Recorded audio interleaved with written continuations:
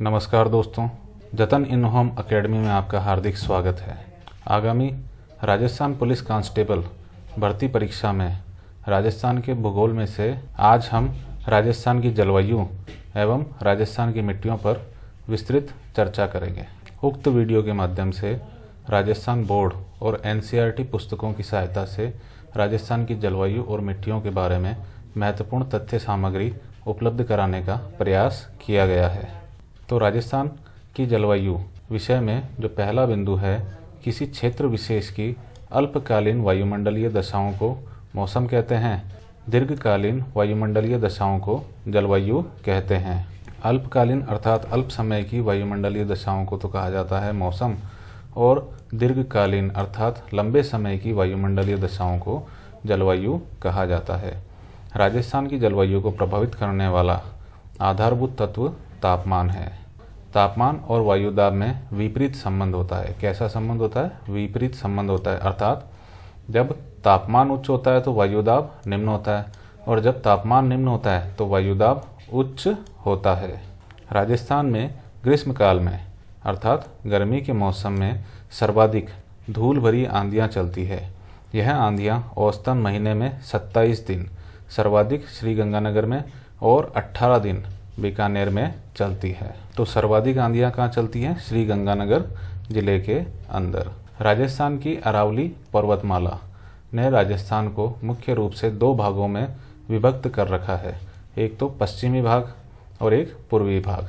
पश्चिमी भाग क्या है? अरावली का वृष्टि छाया प्रदेश।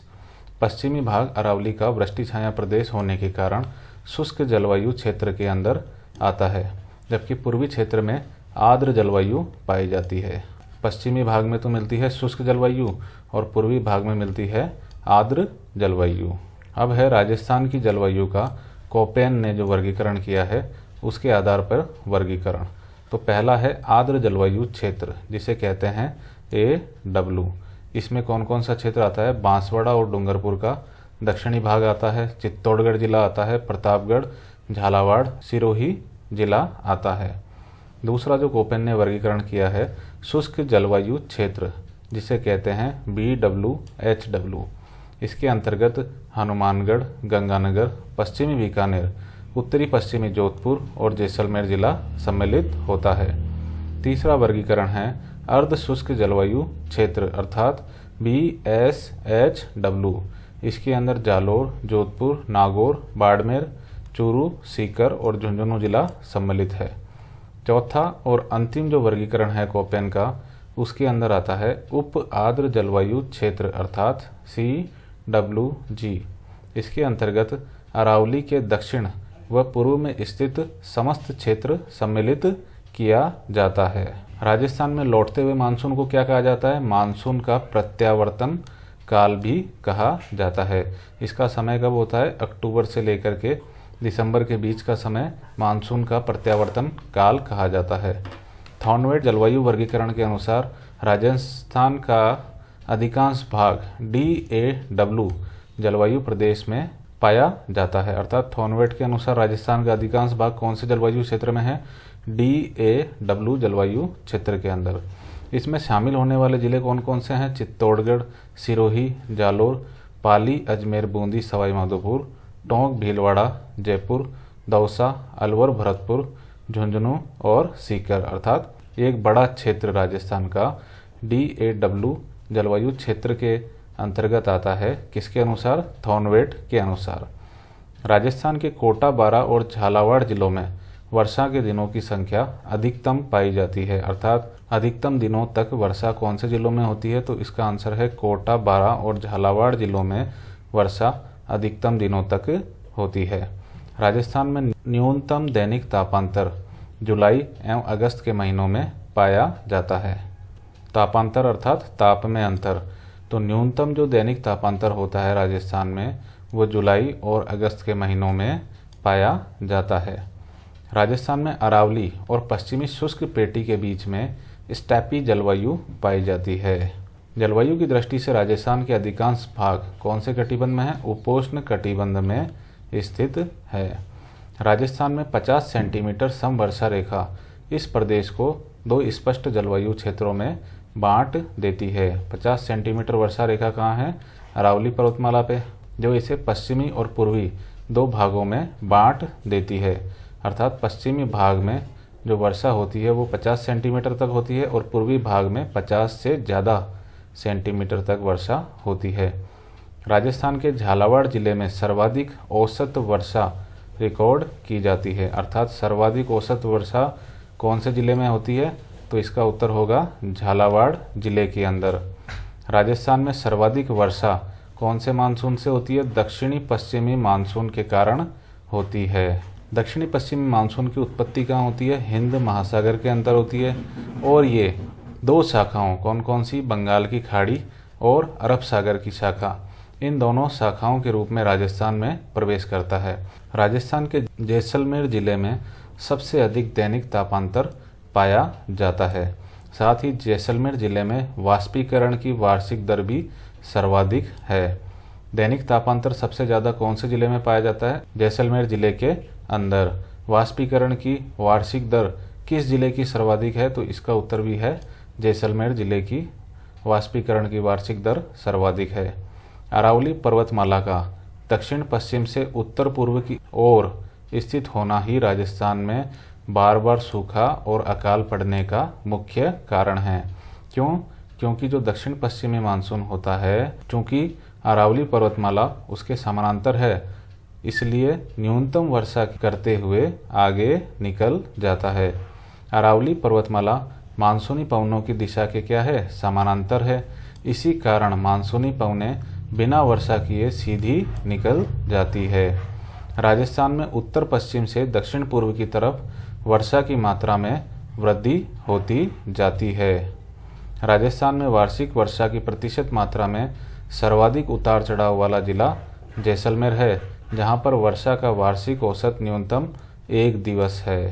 तापमान एवं वर्षा के आधार पर राजस्थान को 5 जलवायु क्षेत्रों में बांटा गया है। पहला है शुष्क जलवायु क्षेत्र, दूसरा है अर्ध शुष्क जलवायु क्षेत्र, तीसरा है उप आर्द्र जलवायु क्षेत्र, चौथा है आर्द्र जलवायु क्षेत्र और पांचवा है अति आर्द्र जलवायु क्षेत्र। अर्थात उत्तर पश्चिम से लेकर के दक्षिण पूर्व। राजस्थान में औसत वार्षिक वर्षा कितनी होती है? 57.51 सेंटीमीटर औसत वार्षिक वर्षा रिकॉर्ड की जाती है। राजस्थान का सबसे आर्द्र जिला है झालावाड़ और सबसे गर्म स्थान है चूरू। सबसे ठंडा स्थान है माउंट आबू। राजस्थान में शीत ऋतु में होने वाली वर्षा को किस नाम से जाना जाता है? तो इसका उत्तर है मावठ के नाम से राजस्थान में शीतकाल में होने वाली वर्षा को जाना जाता है। यह वर्षा भूमध्य सागरीय प्रतिचक्रवात अर्थात पश्चिमी विक्षोभ, जिनकी उत्पत्ति भूमध्य सागर और कैस्पियन सागर में होती है, के कारण यह वर्षा होती है।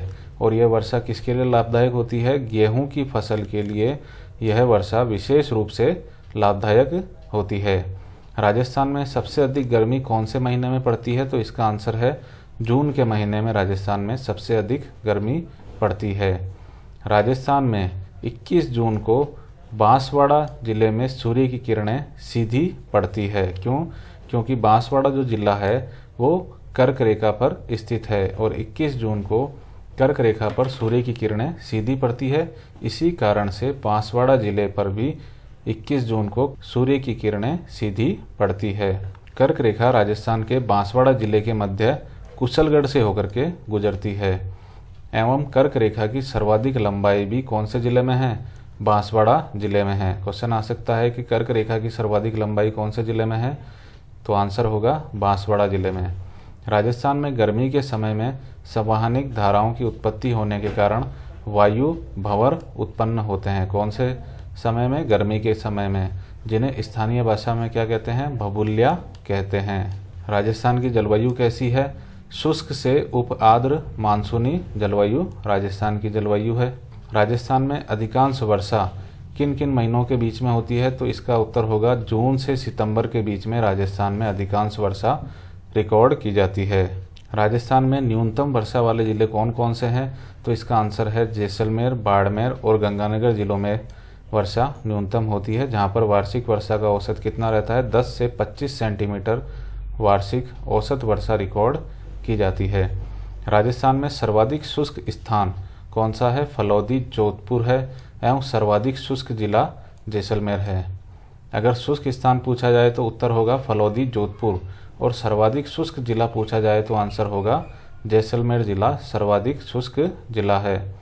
राजस्थान में सर्वाधिक वर्षा वाला जिला है झालावाड़ एवं न्यूनतम वर्षा वाला स्थान है सम जैसलमेर, अर्थात सबसे ज़्यादा वर्षा होती है झालावाड़ जिले में और न्यूनतम वर्षा होती है जैसलमेर के सम नामक स्थान पर। राजस्थान में न्यूनतम तापांतर वाला जिला है डूंगरपुर और न्यूनतम तापांतर वाला स्थान है माउंट आबू सिरोही। सर्वाधिक वार्षिक तापांतर वाला जिला है चूरू।